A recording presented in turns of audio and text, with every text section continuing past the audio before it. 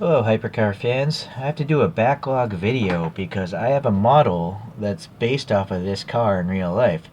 So I figured it'd make sense if I actually talked about this car first before I do the next video. So this was one of my very early car purchases. It was probably one of my first 10 or 20 models that I bought.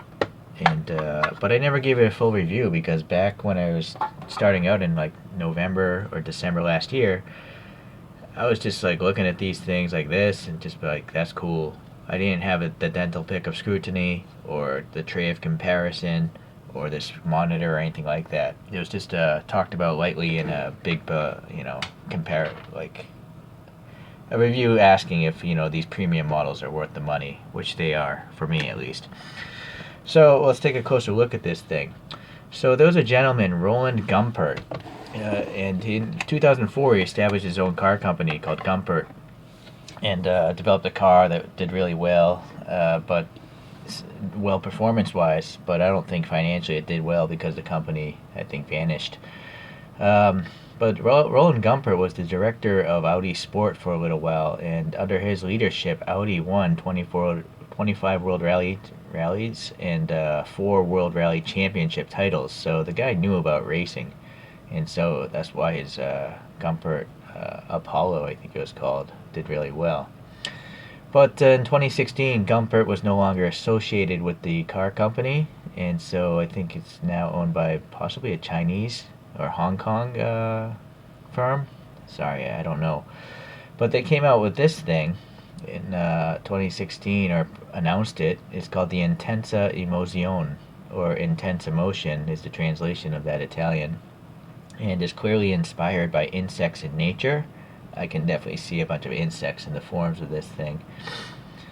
Let's see, it was developed in collaboration with HWA. They're a German firm that was involved with the construction of the Mercedes-Benz CLK GTR, and also they operate AMG's race team in the DTM, which is the most successful team in the DTM Deutsche Touring Manufacturer road racing history. So supposedly this car, only 10 units were made for around 2 million British pounds each, which is obviously a lot of money. It has a 6.3 liter naturally aspirated V12, producing around 770 horsepower. It does 0 to 60 in 2.7 seconds, so it's a little bit faster than a McLaren P1. And then the top speed is supposed to be 208 miles per hour. It's supposed to be able to pull 2 Gs of lateral force. I'm not sure if I've ever heard of a car ever pulling 2 Gs. Over 1 G is a lot, but 2 Gs, that's pretty crazy. Okay, and then this thing can actually drive upside down. It's one of those types of cars. At 186 miles per hour, it'll actually produce more downforce than the weight of the vehicle itself. So, okay, so those are a long intro, but it's a pretty amazing car. I just bought it because, like most people, you just see something crazy, cool looking, and you like it, and you buy it, right? So that's what I did. So this is a crazy photochromic paint finish. Whatever wealthy individual, got that one. But yeah, the insect inspiration, I can see it for sure. All the sharp edges, yet still organic lines. Okay. Let's go to the back view.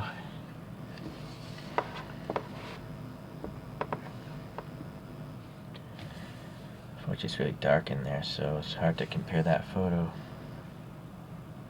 Okay, shifting back and forth of the focus.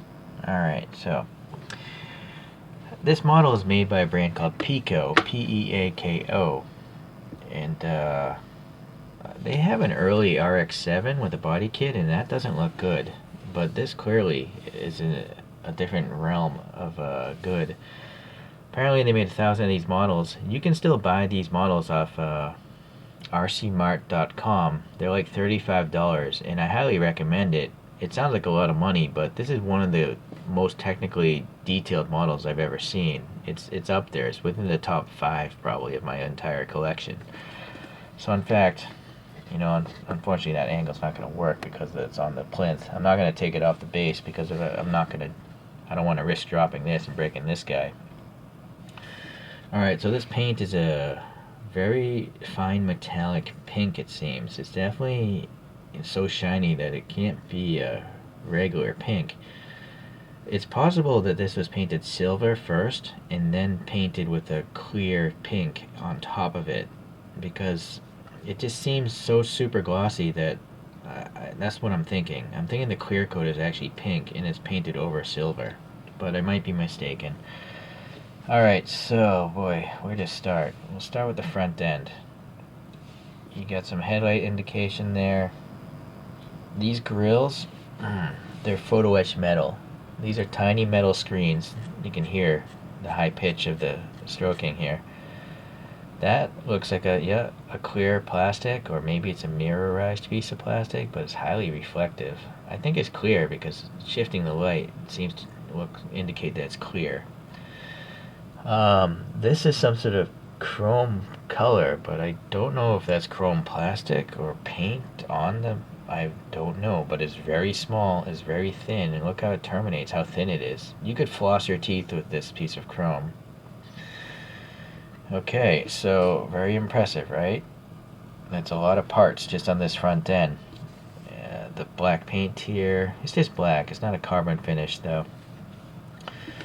Okay, so in here, these vents, if I recall, I think it might actually have radiator fans. Yep, so it's got some molded in radiator fans. That's pretty neat. These little vents on top of the fenders are just black painted. Same with the mirrors. Okay, the wheels, there is a brake system. These nicer models, they're not meant to roll. You can clearly see the tires touching the fender. So, production tolerances, it's just hard to get a consistent wheel gap, in something so small. So if you want a highly detailed model, you just gotta accept that it might not roll. You have a 50-50 chance. Okay, you'll see that Peako suspended the vehicle just a tiny bit. So that's good because the tires won't get flat spots. But it's close enough from this angle that it looks like it's touching the ground. So I like that about Peako. So this brake system, you can see there's a cross-drilled pattern in the rotor itself. And those cross-drillings don't look super wide, so it's good. And then the caliper is painted silver. There's a really nice purple, or this pinkish ring on the rim of the wheel. The only criticism might be the tires might look a little off-roady with the side blocks like that. But whatever. Overall, the model's still fantastic. Look at these vertical strakes. I mean, they're so thin, I have to believe this is made of metal. It's way thinner than this dental pick. Same with this one, right? So you have metal pieces that are painted, and then they're applied to the base here. You can see a little bit of shininess there, so there's glue holding these pieces down. The mirror, if you look on the far side, it has got a reflective sticker in there. Although this one seems to be missing half of it. No, that's on purpose. Both mirrors, for some reason, they're not complete ovoid shapes. Maybe, I would guess maybe the black area might be a video camera. So it's like video cameras and mirrors. I'm just guessing, but that's what I suspect. At this angle, look at this crazy body contouring, right? This fender just terminates here, but then there's another line coming out, bulging out, and then going into that vent. I mean, there's a lot of sculptural details here. Unfortunately, I didn't really look up who designed this vehicle, but it's a really funky, unique design that I really like. Okay, some would say it's probably really busy. It's a really busy design, but so are insects. Insects have a lot of crazy creases and stuff. What is going on here? There's some depth here. I don't know if it actually... Oh wow, way in there it seems like there's a vent texture. Yeah, I think there's a little texture back there. I don't know if that's like part of this black or if it's part of the inside piece or what, but that's a pretty far in vent, right? Look at that, so cool. And then again, more venting here, and it seems to go in a bit. Alright, the pick does vanish a little bit, so it's so dark in there. Let's bust out the flashlight again. No, it does terminate. It's just that it's so dark that it looks like a vent. Alright, so more black paint here. I guess it's not applied 100% well. Okay, brakes look good. Now, let's see, this diffuser is part of the base of the vehicle. It's plastic. Air gap here. So this back end is even nicer than the front end. These are transparent plastic taillights, so look how thin they are. I mean, the ends of these things are smaller than a dental pick. So again, you could floss your teeth with these taillights. So I can't imagine the sad soul that had to make this model. Like, just putting these pieces on with tweezers and glue would be so difficult. So that's why I'm fully happy, willing to pay the price for this thing, because if I tried to make this model, I'm sure it would take me 50 to 100 hours to try to make this. It would, so it sounds like a bargain, the price of this thing. Okay, so I gotta pull out the flashlight again. There are metal grills back here. All these grills and these vents by this taillight, those are metal pieces, I think. So I think they must be applied from the inside. Yeah, so that's impressive. You can see these tiny plastic red reflectors inside the diffuser. So those are separate clear pieces of plastic.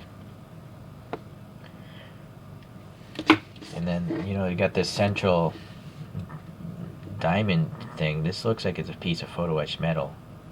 Yeah, it's metal, it's glued down there. This is just painted silver. I would have to guess these might be the exhaust tips, but or they could be the backup lights. Yeah, maybe they're the backup lights. Anyhow, I mean, there's a lot going on here, right? Such fine pieces. It's really awesome. So going to the wing, look at this wing strut. So again, this is a piece of metal. It's so thin. It's metal, it's painted black, and it's glued to this top wing, which is painted on both top and bottom. It's real curvature here, so it's a real functional wing if you want to run aerodynamics on a 1/64 scale model. And it looks like the wing is, yeah, it's slicing through. I mean, this vertical black strut is slicing through the wing. So this is metal again. It's the same piece as down here holding it. So that's impressive. You got black paint on the ends, the silver, and then here in the middle, this is a black piece of plastic helping to hold that wing on in real life. I guess it would need it. If this thing can pull, this thing creates 1,350 kilograms of downforce at 190 miles per hour. So that's more than the weight of the vehicle. So these wing struts have to be really strong, so that's probably why they have a third one. Okay. Let's see, the top view. There's a texture here. It's just part of the casting. Painted black, painted black. Sounds like a texture in there too. I think that's a separate piece of plastic. Sorry if I lost a little focus there. Okay, this side is pretty much the same. I have no idea where the fuel filter would be. It's probably underneath, like the clamshell or something. You can look up photos. This is a gull wing. This is a door cut line here, so this is a gull wing. It looks pretty dramatic. Alright, so now the windshield wiper blade. Separate piece of metal. Super fine, thin piece of metal. Very impressive. It looks like a real wiper blade. Okay. So the interior, you got this white dashboard. And I guess that paint isn't applied perfectly, but it's still pretty nice. And then, well, it's going to be tough to see the interior. Oh, before I even talk about the interior, this piece of glass, this windshield, is a thin piece of sheet plastic. It's not a molded window. It's literally a, like, packaging plastic or something, and they printed the black out of the window, and then they glued it around this thing. Maybe they heat form it, I don't know, but it's super thin. It's not your typical molded window where you get distortion. Okay, so... Oh, look at that. Alright, right there we can actually see a little red on the seat belts. So let me try to get in closer. Oh, that's as far as I can go. This is 4 times magnification. So the seat harness there on the bottom doesn't make sense. I don't know where the rest of it is. It's just floating there. Unless there's like a hole in the seat there, nah, it just looks weird. So the seat belts look a little bit odd, but it's nice to see a little red and silver on those white seats. I don't know what that black object is right there in the center of the screen. Okay. And unfortunately, the steering wheel, it's white. I don't know about the instrument cluster. Oh, possibly. What do we have? I think it's just, well, it's hard to say. There might be a... Nah, I think it's just black. I thought it might have been like dark blue. But no, I don't think there are any gauges. I don't know. There's like a little round hint right there, like a round dial. I don't know. It could be molded in there. But I don't think it's a decal or anything. Alright, well, that's the review of this guy. So, as I say, there's only 1,000 of these things. I don't know, it might be 1,000 of this color. They have other colors. In fact, they actually have, I think, a model with this color shift pattern on it. So again, you probably want to check out rcmart.com. I get some models from there. And I'm very happy I got this one a long time ago. Sorry if I never reviewed it a long time ago. But yeah, soon enough there's going to be a video of the car that's based off of this. So the only car I can really compare to, you know, when I look into my hypercar collection, I think of craziness, would be the Pagani Huayra Roadster made by LCD Model. So I do have a review of this guy, and this model really solidified LCD Model to be the best brand short of the resin models. So this is still a die-cast body. This is resin. It's a plastic body, and so that's why the details are super tight. Like the panel gaps are really tight, and well, it's just the crispness of the whole thing. This is still pretty darn good. I mean, looking at that, I'm not sure who would complain about owning that model. I'm definitely not. But this model actually costs maybe 30% less than that one. So I go to Small Ants Model or samodelcar.com to buy that one. They have a pretty decent price, at least when you do some bulk shipping and stuff like that. So both fantastic models.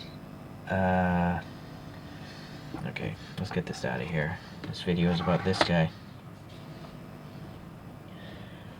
Alright, so it's an interesting history, you know. In most cases I just buy models that look cool, and then these reviews help me learn about the cars, and that's what happened here today. This model's been sitting on my shelf for like 7 months, and I knew nothing about it other than the fact that it looks pink and awesome. But now doing this review, I actually know the history of it, with Roland Gumpert founding the company, but who knows what happened politically there. But this car is pretty insane. You know, it's basically like a DT, it's basically like a modern Mercedes CLK GTR, which is with crazier styling. Alright guys, well, I'm rambling on now, so stay tuned, and you'll see a video of the next car that's based off of this chassis. The hint is they made something called a Pantera. Alright, see ya.